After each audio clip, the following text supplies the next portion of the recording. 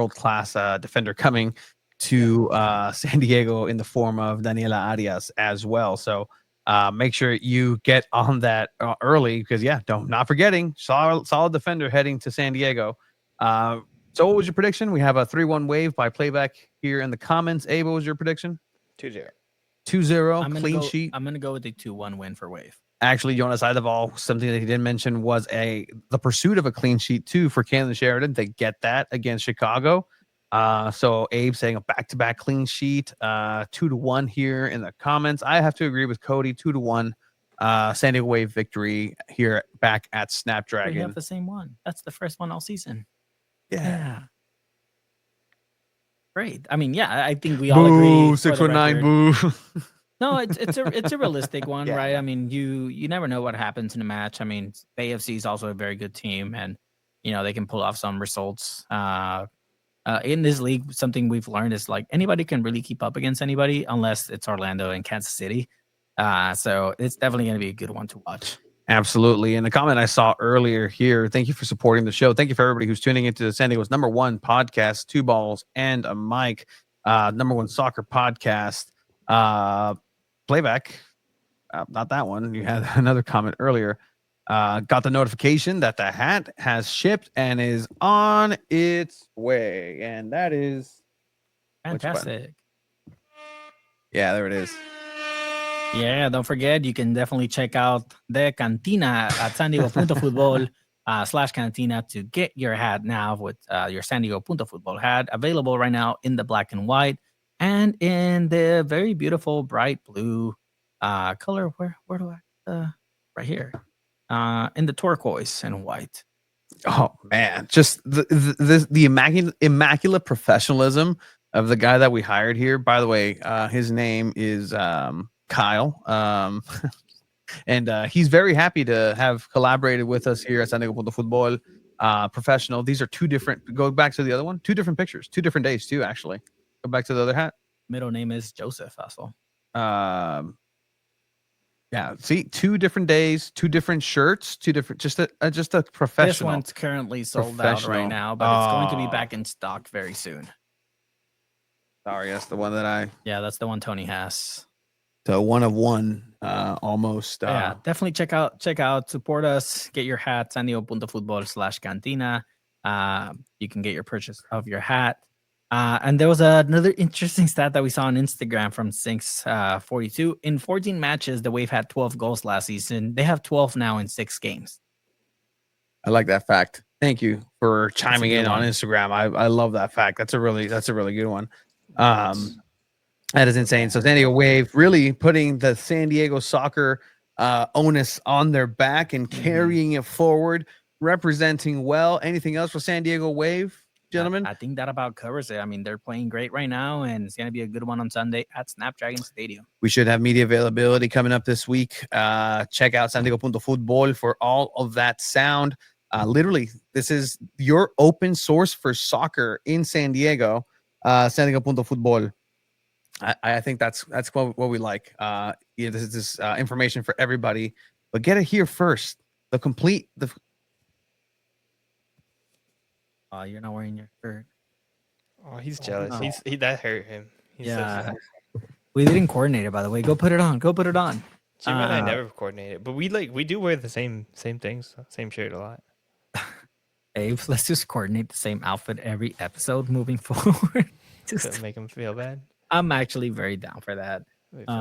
So we have a naked Tony in the green room right now. Oh no. Doing things they're not supposed to be doing. Oh no, please don't. Oh no, that's all skin. All right. Yeah, that wraps it up for San Diego Wave. Abe, do you agree there? Yeah.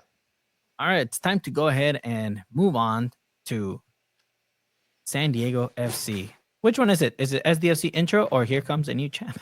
Put the Dragon Ball Z one. Give it to him. That one. Here, I got it. I'm back. I got it.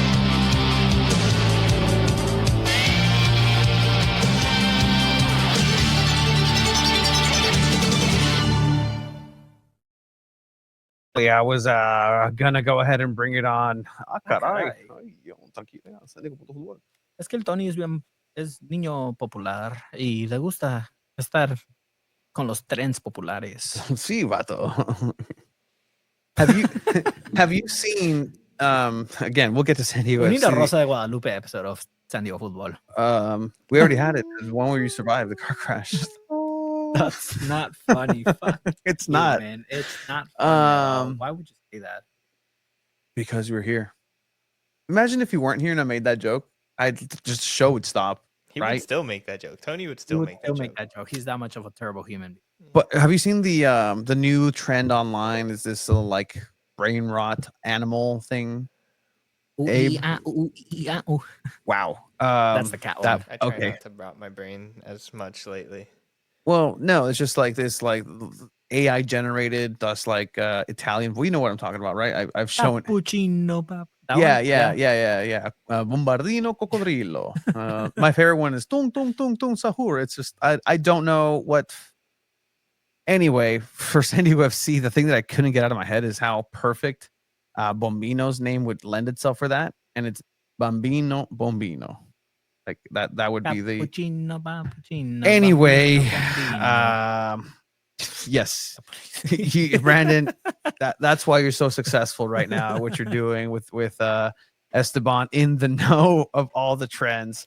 But actually, before you started rudely playing the wrong video intro, I was actually going to put the other one that's not even here. So I'll shut my mouth up. But it was the dark side of the Chrome because I remember that one. some dark things are looming for San Diego FC in their future. And let me talk to you. It's not. Can 100 men take out a gorilla? That's a popular one right now. Can one Tony take out a gorilla? No. Yeah, No. I can take out two. That's so stupid.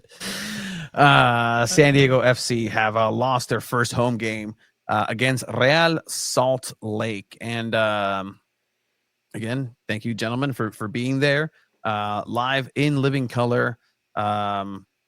This was rough. It was. It's been rough. It's man. been- An unnamed member of the media in the press box came up to Chiva and I and asked, "Is this a club in crisis? Yes. What do you think?" Hold on, Abe. What's your favorite 3 ice creams and from where? Go. Vanilla, chocolate chip, cookie dough. Cool. and- We just had a discussion off air. Thank you for letting me know who the person was. No, Yeah, 100%. This is red What's red alert time. Alerta roja. Pa-pa-pam. Yeah, I like so I Rocky Road too. Thrifties. thanks, Abe. We're still on that topic. Thanks. Thank you, Abe. You, San you Diego asked me the FC. question. I had to We answer. did. We did. did. 100%. I appreciate Let's go that over from the you. starting 11, right, for San Diego FC. All right. So here we go. Well, look at that. This looks like what should have been on paper against Charlotte FC last week. Yeah. So just looking at this, let me tell you something. This is the best that San Diego FC has to offer. If you think you were let Jasper down, Laffelson. if Yeah, you love think send. you were let down by San Diego FC this weekend, I think, according to Mikey Varas, this is the A team as of right now. Because you give the start to Willy Kumado, you give the start to Oni Valakari, who were the 2 players who came back, who brought you back in Utah to win that game 3-1. So you give them the nod. Okay, here you go. You get the start. That's the only reason why I can really figure to keep being stubborn with this lineup. And it cost Mikey Varas this time around. I will also say there's one important thing that's not being covered in this starting lineup, and it's not for San Diego FC. And it's what you, Chiva, try to get me to do, and Abraham in midweek, is to change our predictions. I do want to hear from just our listeners in general. So you guys know we do match predictions every episode for the following week. We gave our predictions under the impression that Diego Luna was going to be out on a suspension with his 100%. red card on this match. Mhm. That red card got rescinded on Thursday evening. So I text Mhm. these guys. I'm like, hey, Diego Luna's back. Yeah. Should we reconsider our predictions? Immediately. Tony says no. Immediately. Abe was like, don't care too much about it. I have a huge lead on you guys anyways. And honestly, I I would have changed my prediction to a tie. So it wouldn't have done anything. Okay. So, Yeah. but I still feel like that was a one in an. It doesn't happen every week where red cards get rescinded and stuff like that happens. Yeah. Diego Luna is the difference maker for Real Salt Lake. 100%. And we saw it in this game. So again, with that in mind, so my reasoning would the chat be okay if we somehow, if that happens in the future again, which probably may not happen, if we change our predictions and we post it and we say it, hey, updated predictions for this week. Any updates need to happen live on this show, and let me tell you why. I disagree. Because you can clearly tell this is the only out that I'm going to give Mikey Vadas and San Diego FC this weekend.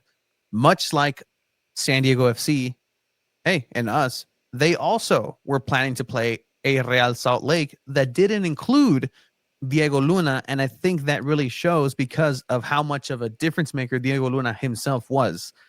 They weren't planning. The game plan didn't have Diego Luna when they went out there. I really don't think so.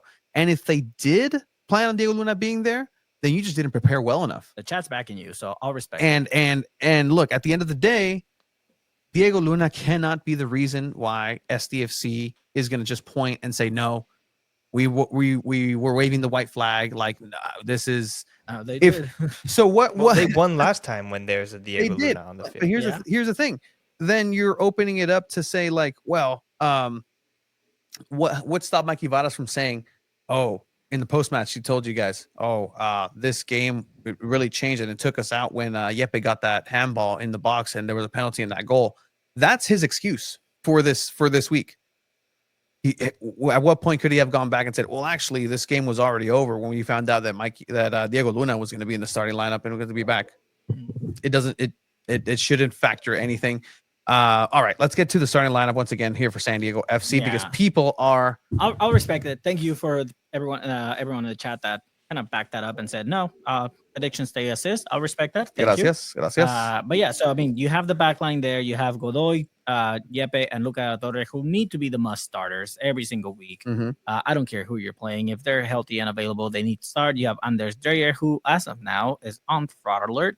You have Oni Valakari at the striker position and Chucky Lozano at the left wing position. Again, on paper, like you said, Tony, this is probably as good as it gets.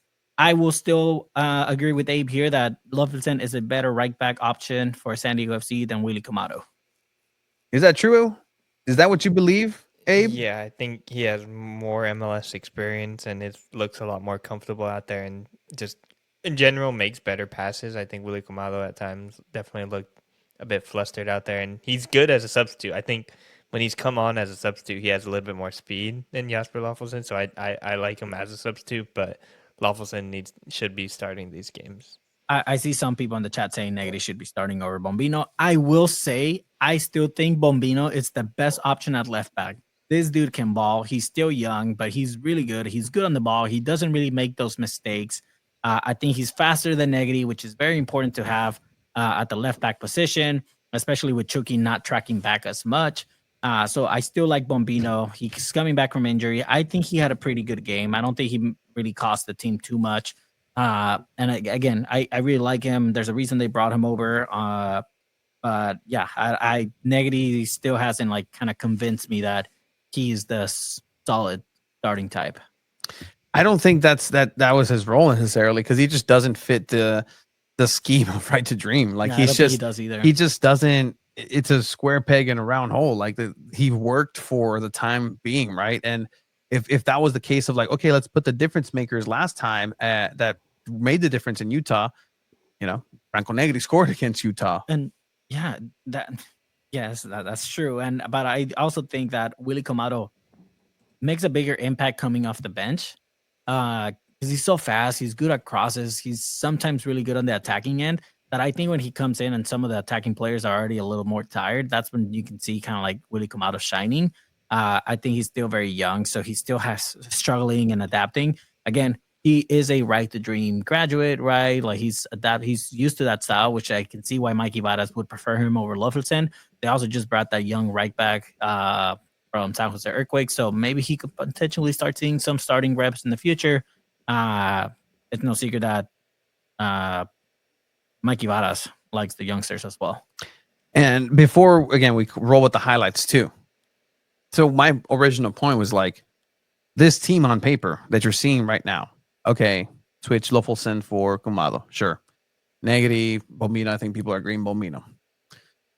You're telling me the only difference with this team not getting handled, which they did, handled by Real Salt Lake, is Marcus Vartson? Because if that's the case, then you're depending way too much on one person, on one player, because your entire offense just isn't clicking. The offense of this team is nowhere to be found. Here's the thing, right? In previous games, San Diego FC was scoring goals with Varson or without Varson. They were scoring goals, and from what we've learned from other people in media world and MLS is that the defense doesn't really come down to matter as much as long as you're scoring a lot of goals, right? Right now, you're seeing San Diego FC just struggling on the attacking end, and you're still going to make those mistakes with the right to dream style. You saw Willy Camaro give a giveaway. Diego Luna takes advantage, and he scores a goal. We're going to go over those highlights and show that. But then other than that, you give away a penalty through VAR, and then you give a last-minute goal, or not a last-minute goal, but another chugolazo que les metieron in the second half. But I agree. They're struggling on the attacking end, and I mean, dude, 3 goals in the last 3 games and getting scored on 9, like, it's a rough patch for San Diego. Sure. Yeah, like we start with the lineup always, but unlike last game, SDFC didn't lose this game because of their lineup. They lost because of the right to dream style. This is how they want to play. I told everybody this is how they're going to play. We're going to stick to this. We're going to die with this. And MLS said, okay, we're going to trust you on that. We'll let you play that way. We're just going to worry about the center of the pitch. You're not going to send any long balls anyways. So we'll just worry about this. And it has worked very well for Salt Lake and for these other teams that have scored 3 goals against you. They just don't really respect the style anymore or are fearful of your attacking players. So it's things like this I think are going to happen unless they make like true adjustments to this style or to the way they play, because everybody knows exactly what's going to happen. And if they make the perfect passes, it's still going to take like a lot from Andres Dreyer and Chucky Lozano to make great goals. Here's the thing, right? You're an MLS club. You see an expansion team. You're like, oh, okay, they're an expansion team. We already seen expansion teams before. And then they start off hot. They start playing this brand new style that no one's seen in MLS. And they start winning games and they're almost top of the table. And then teams start saying, okay, let's study this style. What do they say do? They play it down the middle. They don't really give clear out the ball. They try to force it down the side or the middle. We can catch them off this mistake, or we just wait on it a little bit, and which is also what Charlie did last week. And we're gonna catch him on a mistake and take advantage of that. And I think some of these teams are figuring that out. Just to look at this point here of 15 shots, not attacking. The quality's not there in the finishes. Well, they're generating something, right? Something's being generated, but it's not of any worth, right? You can dominate the whole game. You can keep the ball the entire match, but you're going to lose. So, okay, you win that. They did start, admittedly, very well in the first half. And that's where San Diego FC has really done well here at home. They're using this as a fortress. They come in and really start playing the right to dream style, right? Or Abe, you just said it. They are going to come in and then they're going to try to dictate the pace. They're going to try to control the ball, control every aspect, and then also play fast and furious. Something that they've been successful at is coming out the gate early here at home at Snapdragon, scoring quickly and scoring in bunches. And so that's why you saw just a flurry of attack in the first half. One of them, again, a great pass through the back and a mistake adding the pressure here. And you have Dreyer, boom, a great save here. And then Oni Valakari not being able to control that ball. And this is point 1 for where, look, not making excuses, but Oni Valakari is not a striker in nature. Like in nature, you're not going to find the Oni Valakari that's a striker because of this movement right here. You see this great shot by Dreyer, great stop right there. That motion right there tells you that this is a midfield player because of the way that he receives the ball. A midfielder receives a ball in order to distribute it, right? An attacking player has that killer instinct where the first instinct is to try to get a shot off. And I guarantee, had this been Marcus Vartson, yeah, he would have maybe tried to control it a little neater, or maybe that's a volley, or that's some sort of effort right there. But it's not the first, it's not the only time he actually did that in game. Balakari is try to control the ball, try to get a hold of it. He's a very tall, long player, and so he needs to kind of make his own space. Yeah. But in that role, the 9 role, you really can't have that space at all times. You have to make things happen in a quick succession and have that killer instinct. You know what? Poke it with a toe and see what happens. That's a chance where I look at, I'm like, a true striker would have maybe got a shot off immediately or just had a better control of the ball, because usually passes and midfielders go to you. This is just a quick ricochet that you're not necessarily expecting. Here's what I need from Mikey Varas, right? He told us earlier this season. I mean, keep in mind, we're 10 weeks into the season already. He told us earlier this season that players need to make an impact on the field to be starters. You need to be at a good to elite level to stay as a starter. Oni Balakari was reaching that level, and over the last 3-4 weeks, he hasn't been there. He hasn't done that at all. You're still playing him at the striker role, and it's just not working out right now. You need to change something. We see Diego Luna's goal right here, and this is when I texted you guys. I was like, man, Diego Luna, the difference maker. Like, this guy's that good. And again, this was a giveaway from Willy Comado. This is still a golazo. Like, I don't care what you say. Like, this is the level of talent this player can bring to your team. This guy is going to be on the national team for years to come. Like, making shots like that in between two defenders is nuts. Like, CJ Dos Santos can't do anything about that. That was an unreal shot there. And also, real quick, something that we forgot to mention, the Real Salt Lake goalkeeper almost murdered his own player. I don't know if you saw this replay, Tony, or if you I did. I don't even follow Alo on the field, our photographer Manny. He had some pretty good shots of it, and it looked like really bad. Yeah, no, the player ended up being subbed off for sure with a concussion because his head just hit the grass pretty hard, and at one point I'm pretty sure he was unconscious. The moment of impact. That might be like one of the worst injuries I think we've seen at Snapdragon. Probably the Paul Mullen one for that Manchester game. I think that was probably the worst. But this I think is second place. What do you guys think?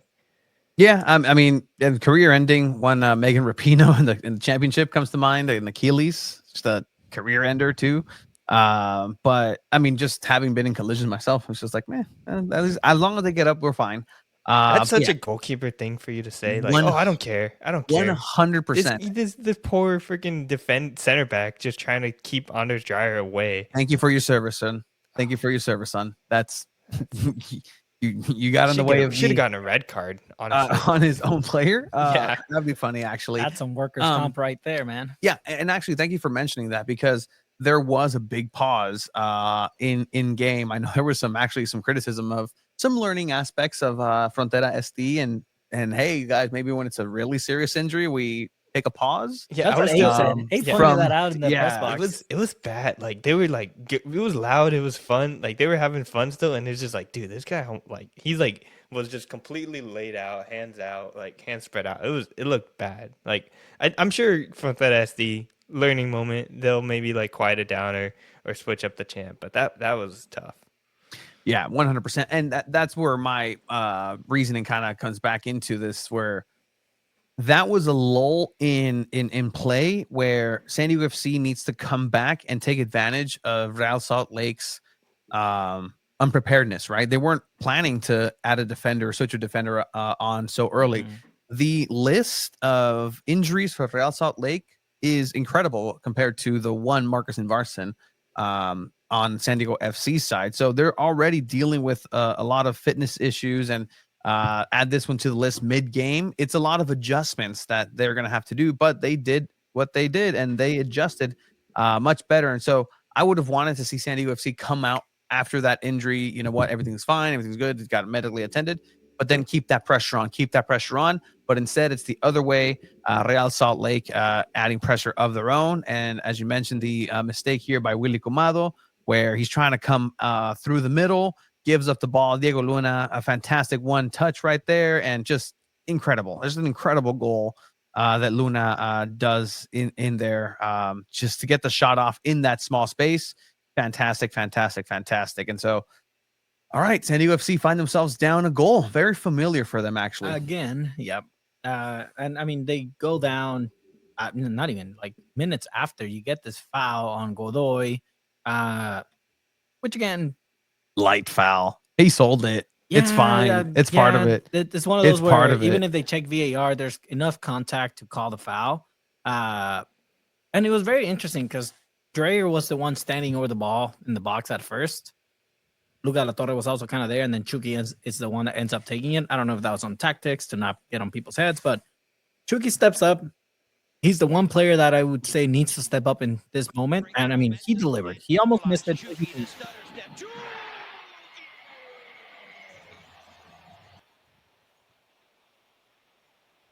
Chucky Lozano ties it up right before the halftime. And again, this is why we'll show Mikey Vadas later post match, but he did say, like, if we play like we played that first half, we probably would have like tied or gotten some points. I don't think they played that well in that first. They didn't. Half. That's like he was saying that, but like they weren't like stringing together great passes or looking like creating super tough threats. I think like probably the biggest chance was when like the goalkeeper got taken out. Anders Dreyer maybe could have gotten like a piece of that and then been 1-on-1, but there was not a lot of good chances there. Yeah, no, and then you come out in the second half and there's a shot and there's a deflection from Yepe and play goes on. There's a corner kick, I think, and then VAR gets called in and for a potential penalty. And I will say this, I still don't think this was enough for a penalty. Like, again, Mikey Vadas talks about it post-match, but like, at what point, like, what is the rule? Like, the rule is so weird. It's up for interpretation. Like, Yepe doesn't have his arm out like this. He doesn't have it like this. He literally has it like this. Like, at this point, I gotta agree. Like, what does a defender need to do to not get called a penalty when it's a handball?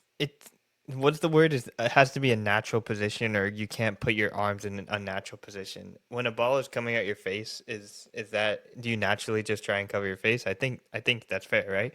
And then I think Casey Stoney told us this too. Like, it's super unnatural to like keep your hands behind your back as well. Like, no one naturally does that. So there does probably need to be a little bit more like guidance from like referees and FIFA in general about like this handball rule. But like it is still just like the safest call to just, if it is the hands, they just call it. Obviously it's not intentional, but I think I've seen it going both ways for the past couple of years as far I think like it's any sort of thing in the hand, they just call so weird.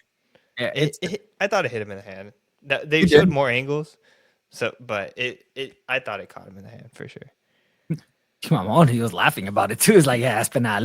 Yeah, now he's like, yeah, what do you want me to do? Chicky Dracula. And the announcement happens. Not as intense as last week's announcement after a VAR. Second VAR penalty against San Diego FC in 2 weeks. Yeah. For San Diego commits a handling offense. Final decision is penalty kick. We didn't hear that in the stadium either. You couldn't hear it at all in the stadium. Yeah. Well, I don't like the way that he said handing offense. It sounds some particular type of way. He handed it. He handled the balls wrong. Yeah, so Diego Luna steps up on this, drills it in, and now Real Salt Lake start off the second half 2-1. And yeah, go ahead, Abe. Yeah, I think to Mikey Vadas' point where it's like, oh, if we're playing the first half, like you play the second half. If you're really playing a good first half, I don't think you let a penalty like this mess with your head. Like we saw this with like the Wave last week when they were playing Louisville. There was a ticky-tacky penalty, I guess, in the right before the end of the first half. They were like, oh, whatever. And then like second half comes around, they play it really well. Their mindset's like still focused on winning because they were playing good soccer before that. I don't think they were playing good soccer in the first half. So in the second half, Real Salt Lake, they get a little bit extra motivation now, and they just completely running all over San Diego FC. This is like the worst half of soccer I think they've played. There's been a worst first half of soccer for SDFC, and I think now it's the worst second half of soccer of SDFC. Maybe looking into a worst entire game for SDFC looming. Will things get worse before they get better? Going back to a comment that I saw earlier from SoCal Footy Live. Thank you for everybody who's joining here on San Diego Punto Futbol's #1 soccer podcast, 2 balls and a mic. Where'd it go? It's about the figuring things out. Where'd it go? I have it here. Don't worry. You can find it, Chiba, too, if you can help. If not, Sorry. here it is. I was just going to say that this is probably Jepp's worst game. Yeah, Well, yeah. It's when your best players play their worst games, it's never going to be a good thing. But do you guys think SDFC has fully been figured out their style of play? No way. They're playing the 101 right to dream playing style right now. They need to continue and progress towards a 201 or a 301, just a higher understanding of the style. And this is where the big question comes in. They were doing it. What happened? And I think the question that people are now starting to turn over is like, we're not seeing a lot of production from Dreyer. We're not seeing the production that we were promised by Chucky. We don't have, I guess, a Marcus Invarsson, a true 9 striker, but you got his backup that's been playing backup at FC Northland before he came to San Diego in Milan Iloski. So why not play him? Was he really not ready? What was he doing over there? But all of those things considered, a lot of people are trying to pinpoint this blame on the feeding of Chucky too much. Square peg in a round hole, trying to force Chucky into this style of play. Is Chucky the one that's throwing off San Diego FC? Do you guys feel? I don't think it's Chucky throwing it off. I think it's just them needing to adapt their style a little bit, which are going to be so hesitant and so against. I think a good soccer team really does adapt things to whoever they're playing, especially if it's your first year. And they're so adamant about staying on true to our style. We don't care who we play. We focus on our style and our game. No, you have to play that you're going to face one of the best players in the league, Diego Luna. Even when you found out that his red card got rescinded, hey guys, change of plans. Diego Luna's playing this game. This is what we're going to do now. And San Diego FC is not going to do that ever. Ever. They're not going to, and they're going to die by this right to dream style.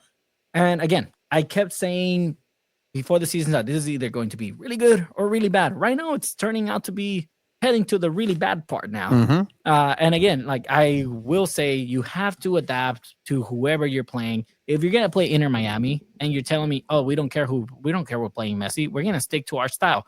Fucking Messi's gonna run laps around you, my friend. Like that's just what it is. Hey, that's the first one I say. But yeah, no. So I don't think they're going to change their style at all. I don't think they're going to or I don't think it's gonna get better. At least in the next couple of weeks. Hopefully it does. This is the first time San Diego FC faces a team for the second time as well. This is the first time that there's more film out there than there's ever been, more experience out there than anybody has had against San Diego FC. And seeing this play style as well, you present to them what they last saw in the second half of the match that they came back. So of course they're going to be prepared for that sort of style. In the beginning, things just weren't clicking. Passes were not smooth. The chemistry just seems to be off. And I really think that there's just a lack of just direction for San Diego FC right now. And yeah, you can definitely shield yourself in, hey, we're playing the style that we told you guys we were going to be doing. But and that's going to be my question for Mikey Vadas. I told you this, Chiba, if I can get out there to media availability this weekend. Okay, Mikey. Head coach Mikey Vadas, you're talking about this right to dream style, this style and identity that you're sticking to, and you're going to go ahead and worry about yourself every time we ask. He's like, yeah, we're going to get bored of me saying this, but we're going to stick to our style and our identity. Within that style and identity, where can you be dynamic and change within the style in order to not just be a deer in the headlights and just say, oh, we're going to be overwhelmed, we're going to lose this game, and bye-bye. Because 3-1, let me tell you, 3-1 is almost the light side of things. There's going to be games where it's going to run away from you much earlier, and you're going to face much better teams. Because coming into it, Real Salt Lake were on a 2-game losing streak, same as San Diego FC. Something was going to give. Either SDFC was going to break their streak, or Real Salt Lake was going to break their streak. One of the two. So Real Salt Lake found a perfect storm of, hey, they were the reason why potentially Real Salt Lake can have their season turn around. That's something I mentioned earlier too in the season for San Diego FC. Don't be the reason for anybody to come in and say, oh, we fixed ourselves after we faced San Diego FC. We found the fountain of youth. Watch Real Salt Lake go on a run now. They'll have a good solid run. It's a long season, understandably, 100%. Esteban saying, I think that these past games, we haven't been playing our style. We have been panicking from the back, forcing through balls and having teams shut down. are midfield. Yeah. And what have they done differently to attack that? Like, you can have your style, but within the style, you have to be layered and you have to be dynamic and learn from the mistakes. And I'm just not seeing that. They couldn't find the passing lanes. High press wasn't really there. All this affected the game. The style doesn't allow you to play quicker to get more scouting chances than they saw. George, who was apparently sitting next to Tyler Heaps the entire match, just asking him all sorts of questions, agreeing with Esteban there. But No, I mean, you get scored on this third goal, and it's a banger of a goal. And I mean, it's just, it is what it is for San Diego FC at this point. I think if they don't adapt anything, they're not going to get any results. Abe. Yeah, I think just real quick to the Chucky point, they were drifting a little bit more left this game than I think in games past, but when you have all the and even Andre Dreyer was trying to force something up there, getting open on that side, and was getting a little frustrated. I think a lot of people saw him get frustrated. So I think with time, this kind of chemistry does develop between a Chucky Lozano and an Andre Dreyer. They looked really good when you started, because I think SoCal Footy Life said at the beginning, it's like, okay, this is 101 soccer. Everyone understands, okay, we're going to play up. It's just simple. It's simple. But with time, I do think that these forwards are going to play well together. They're not going to rely too much on one side over the other, because if they do, I think even San Diego FC, Mikey Varas, they will understand. They'll realize, if we rely completely on Chucky Lozano to score all these goals, they're not going to win. And it's just that simple. So Honest Dreyer will eventually be involved, and it's something to keep an eye on, because he was getting his assists earlier, but at this point he's kind of just been out there with nothing to do. Cody's saying they rely too much on Chucky and play mostly on the left side. There was definitely an emphasis on the left side of things in this game that you can tell. There was a stat that's showing at halftime that 47% of the attack was on the left side and 17 was on the right. Dreyer also was floating over to the left and into the middle, so it's not like it was all just Chucky, but definitely they were forcing that side of play, trying to make something happen. Next to the locker room. Hey, there you go. Get your awesome seats. At what point do we realize that? I mean, we already know this about Chucky Lozano. He's not a clinical finisher. He's not the goal scoring type. He's not. He's just not. He's going to miss. You give him 10 chances in front of goal, he's going to miss at least 6, 7 maybe. He's just not the goal scoring type of player. There's a reason he's leading in assists right now. He has 4 assists. It's looking like Anders Dreyer is also not that goal scoring player. Mm-hmm. He has 3 goals, and that was in the first 3 games in the season. He hasn't scored since. It's been 7 weeks since he's scored. So at one point, are we going to say, wow, our 2 DP players, DP signings, are not goal scoring type of players? We don't have a solid striker to score goals. Well, no doubt you're not scoring goals then. Our 2 DP wingers are more of assist type players and taking shots and maybe getting on the score sheets from time to time. You're not starting a solid 9. You're starting a midfielder at the 9. You have Iloski, you have Tomas Angel. And I mean, apparently that's not enough to put the trust in them yet. No. So, I mean, it makes sense why San Diego FC is struggling to score goals. You don't have players that can score. We'll share some of the comments here, because again, the online community for San Diego FC is hot. Whether it's through the Reddit that it gets shared. Thank you for those who are sharing our links through those different avenues. I go on Instagram, on Facebook. Yes. By the way, I heard something with Landon Donovan saying on Instagram. I couldn't find it, but saying that, oh yeah, San Diego FC is getting figured out already. Yeah. No, 100%. So Landon Donovan, through the Unfiltered Soccer podcast, also saying those things. In order to have a good understanding and a good, they had to start, right? At some point, time ran out. You have to field the game for the first, field the team for the first game, and then go forward with your first season, right? They came out, nobody had any film, and they were lighting it up because of the quality of these players. Obviously, the quality of these players, but there is also quality in coaching, and this is where maybe coaches and coaching is going to be the difference maker. San Diego FC they were just owned in every single way. And did Coach Mikey Vadas get out coached in this one? you can maybe point to that in different instances. Here, Joel Sevilla says the coach needs to make some big adjustments in offense and defense and stop experimenting with players who just don't cut it. Brian Lewis says settling for all these right to dream players just doesn't seem necessary to make a good team. We need a 9 and a wingback rotation of Lawfulson and Negri, Willie, and Luca Bombino. Just ain't working. Mark says that Willie hurt us yesterday with a horrible giveaway in our zone that led to our first goal and doesn't play with confidence. It shows when he really passes us into the box, going into 20 yards over everybody.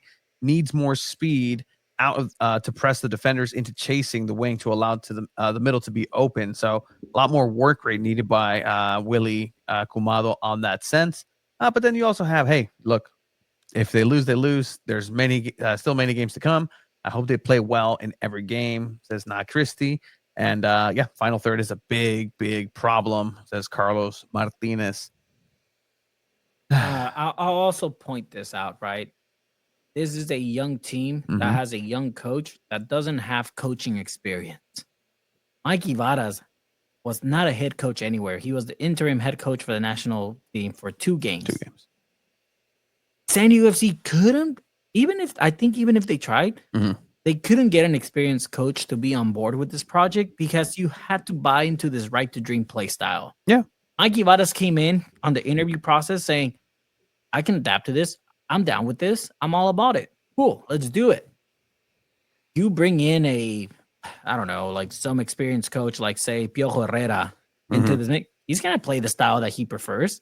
He's going to see this right to dreams and say, okay, that's cool for the academy, but I'm playing my style. I'm going to play my formation. I'm going to play how I like to play. And that's what most head coaches do. You go to a team and they play their style. That's the reality of it. Let me give you a little tidbit, actually. I don't know if you talked with one of the players at SD Internacional yesterday, but I was there chatting it up, and they were telling me, like, they actually were not going to be with the UPSL side, SD Internacional, because they were going to go over and play for San Jose Earthquakes.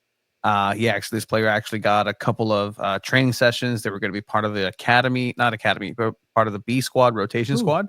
Frenchman, Sandro. So he was going to start being part of the implementation, was already there the week of, and was going to go to that team until Bruce Arena came in and said, no, nobody is signing any player on my squad that I don't approve. And he was told no. So again, just like the level of micromanaging that goes into this, right? Like Bruce Arena came in and is like, nope, no more signings, no more academy. From top to bottom, I decide who comes in and out. And so I think that's what you can tell from Right to Dream is, hey, they decide, they say they're the owners. That's the ownership group of San Diego FC. So can you really put the blame on Mikey Varas? Does the blame go on like the Right to Dream academies? Does it go on Tyler Heaps? Like who do you think? Like, I guess it's everyone at this point. I mean, at the end of this, the project, right? Like again, early enough in the season, they can turn things around. But if you end this season not making playoffs, okay, that was expected. San Diego FC, new expansion team, missed playoffs, nothing new. Year 2 comes around. Oh, San Diego FC, bottom of the table. Year 3 comes around. Man, San Diego FC just needs to figure something out. Well, maybe by year 5, if they don't make playoffs, will their Right to Dream style be in question and say, well, maybe this just isn't successful? It worked in Denmark with FC Northland. Well, really getting to second place on the table, does this Right to Dream style really win you championships? Which at the end of the day, that should be your goal. Yeah, it's nice to have one player out of 1,000 players be a world-class player and say, oh, this is a Right to Dream graduate. At the end of the day, is that really better than winning championships? Your quick and exciting play style isn't putting butts in seats anymore. Let me tell you, 26,000 has never looked so, sporadic. That was not, I don't think so. Advertised. Avery, you were saying something. I completely forgot my point. It's all good. Yes, go for it. Yeah, no, you go for it. Do you guys think that the play style is trying? Are they still trying to figure out the identity? Thanks for taking that off. That goes for each player. Chucky may think that he needs to be the goal scorer. Dreyer may actually not want to take that away from Chucky. There's only one ball, guys. And that's really just where it comes down to, where there's only one ball, and these players need to find a middle ground and really decide, hey, it's either I'm going to go for myself and take advantage of this and take the criticism we're not here San Diego Football to talk anything outside of really soccer when we can, because preseason's this preseason. But Chucky Lozano has been making headlines for various reasons. Will he go to Pachuca?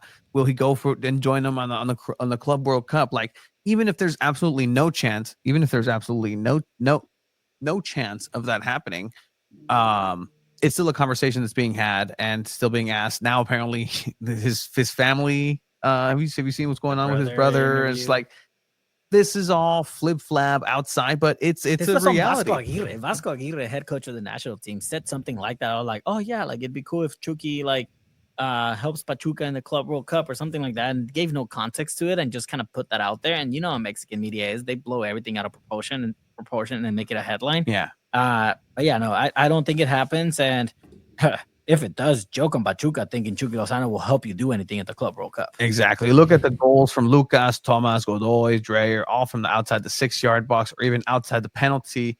All from outside the 6-yard box or even outside the penalty area. And the right to dream style is actually designed almost to walk the ball into the box. And that's the patience aspect. And there is definitely a learning curve. And in that learning, guess who else is learning? Your opponents. Your opponents are learning how to counter this style. Who are all these right to dream players? Willie Kumalo. That's one. Yepes Verskov. Ima Boateng. One. What's up? Ima Boateng. Ima Boateng, Alex Maitin, who people are clamoring over, right? Hey, if Chucky's not working, we'll give Alex Maitin a run for his money. And the thing with Alex Maitin is, he's going to go ahead and take on 1, 2, 3, 4, 5 defenders and make it look awesome and embarrass some players. But there's nothing at the end of it. Going back to they're creating attack, 15 chances, 15 shots. They're creating it. But if you're not scoring at the end of it, none of that really matters. There's only 2 right to dream academy players on this team. Milan Iloski technically on there, but it doesn't matter necessarily because you're forcing everybody into this scheme of right to dream. So I don't care if they're not necessarily bred from the DNA of that play style. You're forcing players to come into this play style. And so technically speaking, everybody's playing the right to dream way of doing things. And everybody's different strokes for different folks. And, it's going to be interesting to see if who comes in and fits that profile for them. No way RSL was going to let Willie beat them with La Vaca again. That's no way that was going to happen. He had a great game back then. Real quick, I think we are kind of being hyperbolic. Like, obviously, losing 3 games in a row, 3 goals given up. It's bad. But the sky's not falling. The sky isn't falling. I still think that they're not going to make major changes to these lineups or anything, because you kind of have to stick with this and let them develop through this and play through this. Obviously you want adjustments, but you can't make major life-changing adjustments, not playing Chucky Lozano. I think things like that are insane. Alex Maitin might be playing well, but you can't take out your designated player, and because then you're just enforcing that okay, well, he's not working, and then that just ruins him for the rest of the year, really. If it's okay, if you're not working now, you're never going to work, pretty much. So I think you kind of just have to stick through this and play through it. I still think this is a team, because just looking at the rest of the MLS, at least having an identity to fall back on can work, and having this philosophy, letting it develop, could still put them in the playoffs. But it's still, I think it'll still look rough for maybe a couple more weeks. Yep, is not an academy player. Maitin's not an academy player. Yeah, I think also, we are kind of saying FC Nordsjælland and Right to Dream Academy are the same thing. They're not technically academy, but they do play that Right to Dream style just the same way San Diego FC uses it. So technically, I guess not an academy player, but they are very knowledgeable about the Right to Dream philosophy. Yeah, 100%. And like we said, San Diego FC, again, you guys put it perfectly. The sky's not falling, and we'll see what happens. We're 10 weeks into the season, and they were playing good, and they're starting to get kind of figured out a little bit. So we'll see what happens in the future. Upcoming for San Diego FC, we also have them playing at home this upcoming Saturday against Dallas, a team that just took away the last undefeated team in Inter Miami and surprised them and shocked them 4-3. Yeah, and that's going to be tough competition coming in, because I actually watched that game, and they FC Dallas did adapt, and that's what made them successful against Inter Miami, where they came back una remontada 4-3, and they fought until the bitter end. Again, there is also an added element of, hey, how cool would it be to say that in your career you beat Lionel Messi? I mean, he didn't play. It's still He it's didn't still it's still play. something that players They will play benched harder. Suarez and Messi and Jordi Alba because they It's played still a against Vancouver factor. on Thursday. People, you saw it when people played San Diego Loyal. They played harder because it was Landon Donovan. Landon Donovan wasn't playing. They just wanted to beat and say, I beat Landon Donovan. It's like, okay, well, he was a coach, but you still get that kind of a feeling whenever Inter goes to another city, especially away, where it's red carpet time for him anywhere he goes. But that's going to be the competition coming into Snapdragon Stadium. We will go ahead and have some predictions here, as we will have a Sarapa segment coming up, a community segment here in a couple of minutes with some pals from ESCO Club de Fútbol who are going to talk to us about some great stuff happening in northern San Diego. We talk about everything soccer in San Diego, clearly from top to bottom. But Match predictions for Dallas. match predictions for Dallas. I think They're at home. 1-1 draw. 1-1 draw. Yeah. Tony. I'm gonna just, until proven otherwise. Like I don't see San Diego FC necessarily bouncing back with an offensive, just juggernaut performance. So, oof. Man, it's tough to give them a win. It's tough to give them a win, especially against what FC Dallas did. Did FC Dallas expense all of their mojo this last week? Are they going to be tired after traveling? San Diego FC gets to regroup here at home. Give me a 2-1 San Diego FC victory. Oh, all right. They have time. They'll hopefully figure something out. That's as negatively positive, optimistic as I could possibly be. Yeah, this one's hard to predict, right? Because Dallas is coming off a huge win. I think they're building some momentum. I don't think San Diego are on the right track so far. I'm gonna go with a 0-0 draw. A 0-0 draw. Okay, clean sheet technically. All right. Can't wait for those graphics. Clean sheet, San Diego FC. Can I change it? Yeah, you can. Okay, cool. I'm gonna go with a 2-1 loss for San Diego. Fuck. We have 2-1s here. 5-0 Dallas. Jeffrey Abramovitz. Very realistic. I like that. Dallas will be tired and living off the Miami win, and that's definitely a possibility here. Just riding the high off of that victory. 5-1. 5-1. 4-3 that game. That's a lot of goals for San Diego FC there. That is a lot of goals for Torero Stadium. See, I get confused now. Snapdragon Stadium, Torero Stadium, NWSL got me all messed up. You can catch